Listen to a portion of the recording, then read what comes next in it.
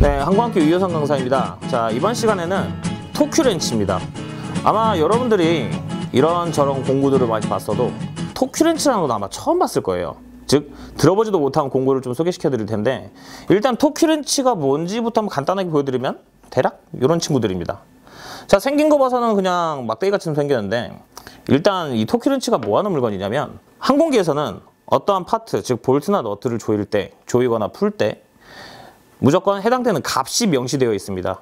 즉, 일반적인 그냥 도구라든가 뭐 기타 장난감이라든가 이런 부분들에 대해서는 그냥 풀리지 않게끔 조여라, 그 정도 수준이지만 항공기에서는 반대입니다. 어떤 부품이든 간에 아니면 어떤 부품이든 간에 해당되는 부품을 볼트와 너트를 이용해서 조일 때에는 언제나 확실하게, 즉 어떠한 특정한 값으로 조여주어라 라고 명시가 되어 있습니다. 왜 그러냐면 너무 과하게 조여놨을 때 아마 여러분들이 경험을 했을 수도 있어요. 즉, 안 풀리는 경우가 있습니다. 나중에 그건 오버토큐라고 합니다. 오버토큐가 되면 어떤 파트든 간에 안 풀리고 고착되는 현상이 발생이 되고, 거꾸로 너무 덜 조여놨을 때 진동이라든가 기타 시간이 지남에 따라서 자연적으로 풀려버리는, 즉 자연적으로 루즈가 되는 현상이 생길 수도 있습니다. 항공기에서는 이런 것들을 방지하기 위해서 제작사에서 각 파트별로 지정된 토큐 값을 정해놨다라고 생각하시면 좋을 것 같아요. 자, 그러다 보니까 일반적인 사람이 그냥 내 느낌에, 즉 감각으로서 토큐를 수행을 할 수가 없다는 겁니다. 그래서 토큐 렌치라는 툴이 있습니다. 하나씩 보여드릴게요. 자, 지금 이 앞에 제가 몇 개를 꺼내놨는데, 자, 여기 보시면은 스냅온이라고 써져 있습니다. 스냅온. 아마 이 시리즈를 보셨던 분들이라면 초창기에 스냅온이라는 단어가 한번 나온 게 기억나실 거예요. 이 스냅온은 공국의 롤스로이스라고 얘기를 드렸습니다. 즉 굉장히 좋은 툴이에요. 그래서 스냅온 한번 꺼내볼까요? 자, 꺼내보면 얘는 이렇게 생겼습니다. 제가 아까 들어드렸던 요거랑은 좀 틀리게 생겼죠? 얘랑은 같은 토큐렌치지만 기능적으로, 즉 사용하는 방식이 좀 틀린 토큐렌치다라고 생각해 주시면 좋겠습니다. 자, 이 스냅온 토큐렌치 한번 보시면은 일단 가운데 바늘이 있어요. 다이얼 보이실 겁니다. 다이얼이 있으시고 손잡이가 있고요. 뒷부분에 보시면은 저희가 저번에 스피드핸들 때 했었던 소켓 꽂는 일종의 드라이버가 있습니다. 그래서 이 툴은, 이런 형식의 모양새의 툴은 명칭이 있습니다. 얘는 리지드 프레임 토큐렌치라고 합니다. 그래서 이 토큐렌치는 가운데에 있는 바늘을 기점으로 저희가 조이거나 풀 때 해당되는 바늘에서 이렇게 움직여 보시면은, 제가 조금 움직여 봤는데요, 바늘이 살짝 움직이는 거 볼 수가 있어요. 즉 내가 원하는 값이 나올 때까지 바늘이 가게끔 유도를 해주시면 되는 겁니다. 즉 사용하기에 굉장히 간편하겠죠.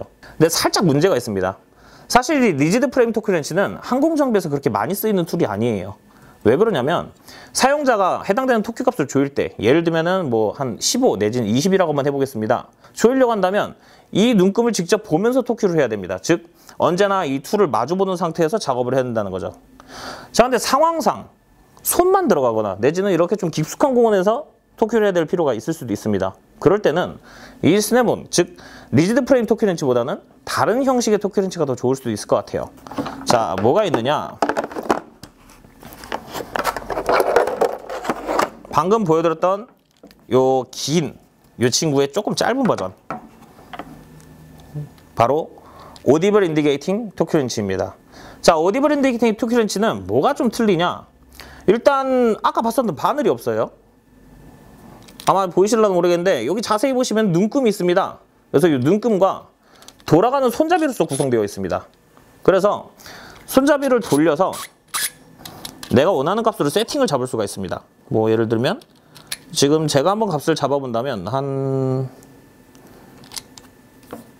제가 20으로 잡았습니다. 지금 인치 파운드를 기준으로 해서 20 인치 파운드로 지금 세팅을 잡았습니다. 자, 그러면 세팅 잡는 거랑 얘랑 뭐가 틀리냐, 이 토큐렌치는 사용자가 해당되는 눈금을 보지 않아도 내가 이 정도의 토큐를 했구나 라고 판단할 수 있는 방법이 있습니다.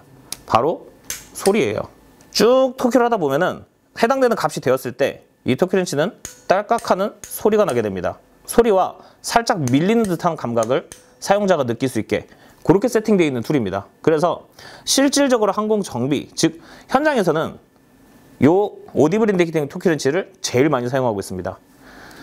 내가 원하는 값만 지정을 해놓는다면 그 값을 그냥 딱 고정해 놓고 해당되는 볼트들 딱딱 조이면 탁칵 탁칵 탁칵 탁칵 하면서 한 번에 값을 다 잡을 수가 있어요. 즉 사용하기 어떻게 굉장히 편리할 수가 있겠죠.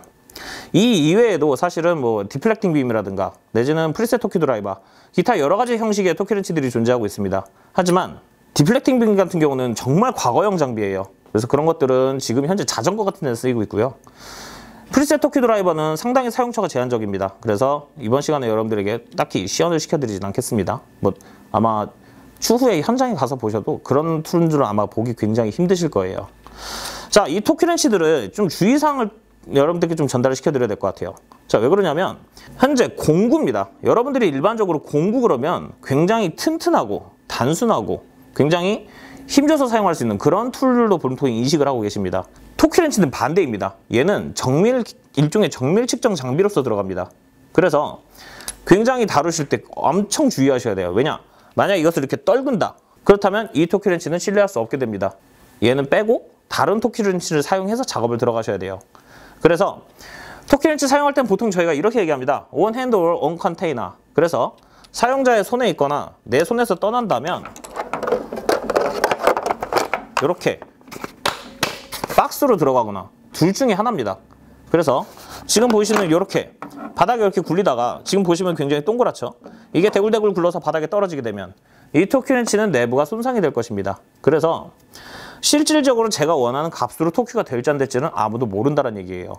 그래서 토큐렌치는 사용 시에 굉장히 조심히 다루고 그 다음 다 썼다면 무조건 이렇게 박스 안에 넣어서, 보통 컨테이너라고 합니다. 이 박스 안에 넣어서 보관을 하게 되면 저희가 안전하게 보관을 할 수가 있겠죠. 또한 이 토큐렌치에 지시되어 있는 토큐 값들은 기본적으로 물론 처음 제작할 때, 즉 여러분들이 만약 구매를 한다면 처음에는 당연히 맞을 것입니다. 하지만 한 1년, 2년, 3년, 한 10년 썼다고 생각을 해보겠습니다. 맞을까요? 분명히 틀어질 거예요. 그래서 제대로 된 현장에서 이걸 운영할 때는 보통 기본적인 토큐렌치는 1년에 1회 이거에 진짜 그 값이 맞는지 테스트를 해야 됩니다. 그래서 시험소로 보내야 돼요. 그래서 시험소에 보내서 검교정이라고 합니다. 해당되는 토큐렌치를 시험소에서 검사하고 그리고 교정을 해줍니다. 그래서 교정된 걸 다시 저희가 받아서 또 한 1년 정도 쓰고, 즉 약 1년에 한 번씩 계속 검교정을 수행을 해야 된다구나, 이렇게 여러분들이 알고 계시면 좋을 것 같아요. 그래서 토큐렌치의 종류가 리지드 프레임, 그리고 방금 제가 보여드렸던 오디블 인디게이팅, 하지만 그 중에 제일 많이 사용하는 건 바로 이 오디블 인디게이팅 토큐렌치다라고 여러분들이 꼭 이해를 해주셔야 되겠습니다. 그래서 값을 세팅하는 것, 방금 이 스톰 같은 경우에는 밑에를 풀어서 그냥 손잡이를 돌리면 돌아가는데 이 타입은 또 안 돌죠. 그럼 얘는 어떻게 돌리느냐? 내리고 돌립니다. 사실 이 방식이 가장 일반적으로 사용되는 방식입니다. 물론 지금 항공사 같은 데 가보시면 아마 전자식을 쓰는 데도 있을 거예요. 하지만 전자식 같은 경우는 배터리라든가 기타 여러 가지 좀 관리할 부속품들이 많아집니다. 그래서 아직까지도 이런 아날로그 타입들은 굉장히 많이 쓰고 있고요. 군 같은 경우에는 아직까지도 이 오디블 인디케이팅 토큐렌치가 주력입니다. 그래서 여러분들이 보실 때 토큐렌치 크기가 작다. 지금 여기 보시면은 이 박스는 굉장히 작습니다. 얘보다 얘가 더 큰 값으로 토큐를 할 수가 있어요. 자, 그럼 리지드 프레임은 어떻게 되느냐? 방금 제가 꺼낸 거는 눈금을 봤을 때 0에서 30까지 있습니다. 손잡이 길이가 요만해요. 비교를 한번 해볼까요?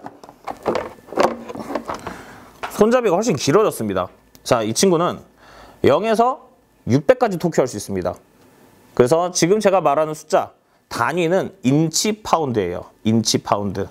아마 더 공부해 보시면 무슨 말인지 아시겠지만 인치 파운드는 1인치당 1파운드의 힘을 낸다. 즉 그것에 대한 일종의 수치입니다.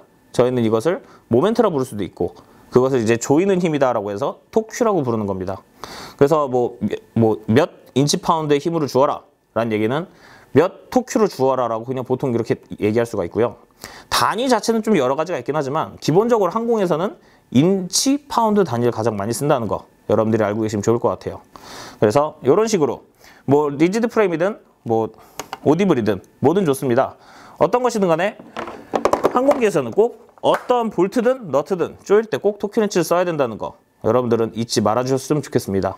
일단 이번 시간은 토큐렌치를 제가 지금 좀 소개시켜드리고 그리고 어떻게 구성이 되어 있는지 어떤 특성을 가지고 있는지 보여드리는 시간을 가졌습니다. 토큐렌치 사용은 아마 여러분들이 그냥 일반적인 렌치를 사용하는 것처럼 뭐 익숙한 그대로예요. 저희가 봤었던 라쳇이라든가 이런 것들을 다루듯이 토큐렌치를 사용해 주시면 됩니다. 단 틀린 점은 언제나 사용 후에 이렇게 박스에 딱 넣어서 토큐렌치가 손상되지 않게끔 해야 된다는 거, 바로 그거 하나가 차이점이다 라고 보면 좋겠습니다.